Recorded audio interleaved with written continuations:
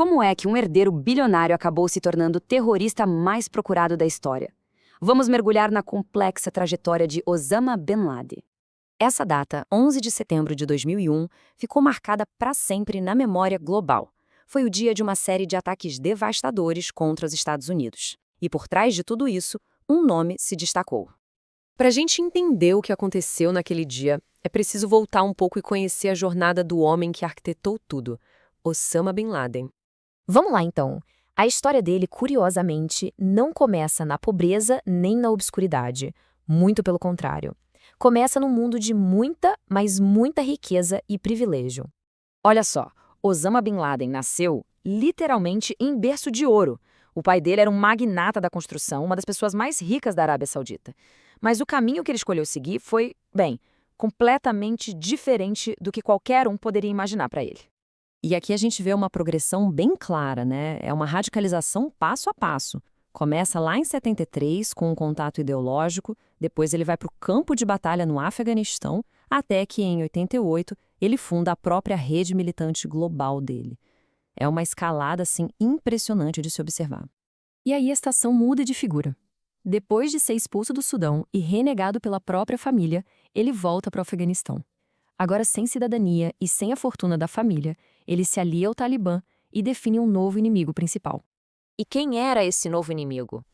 Pois é, o foco dele deixou de ser os conflitos regionais. A mira agora estava apontada por uma superpotência global, os Estados Unidos.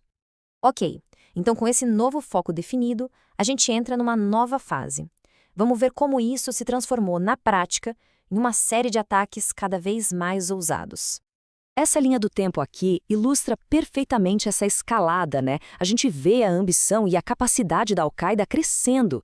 Primeiro com os ataques às embaixadas, depois ao navio de guerra, até chegar no nível sem precedentes dos ataques de 11 de setembro. É um número que choca. Pelo menos 2.754 pessoas, e não eram só americanos, gente de mais de 90 países diferentes morreu nesses ataques. O custo humano naquele único dia foi imenso. E foi sentido no mundo todo. Mas olha que curioso, logo depois dos ataques, o Bin Laden veio a público e negou tudo. Ele disse basicamente que não tinha nada a ver com isso, que parecia coisa de gente agindo por conta própria. Só que, 3 anos depois, a versão mudou completamente. Num vídeo divulgado um pouquinho antes da eleição americana de 2004, ele não só admitiu o envolvimento direto, como assumiu a responsabilidade. Uma contradição bem deliberada, né? E essa confissão, claro, colocou ele de vez no centro do alvo. A partir daí, ele se tornou oficialmente o inimigo número 1 numa guerra que estava só começando. Com a chamada Guerra ao Terror declarada, começou uma das maiores caçadas humanas da história. Uma busca que duraria uma década inteira e se espalharia pelo mundo. Para se ter uma ideia da dimensão disso, os Estados Unidos ofereceram uma recompensa de $50 milhões por informações que levassem a ele. A escala dos recursos para encontrar um único homem era simplesmente gigantesca. E por anos ele conseguiu se esconder, virou quase um fantasma. Ninguém sabia onde ele estava, até que uma pista de inteligência levou as forças americanas a um complexo fortificado num lugar bem inesperado. E foi aqui, em Abbottabad, no Paquistão, que a caçada de uma década chegou ao fim. Numa operação secreta, no meio da noite, os Navy SEALs americanos invadiram o local. O resultado, Osama Bin Laden foi morto.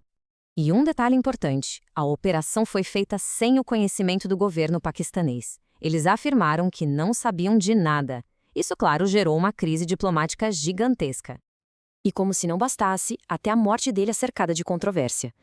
De um lado, tem a versão oficial dos Estados Unidos de que o corpo foi sepultado no mar.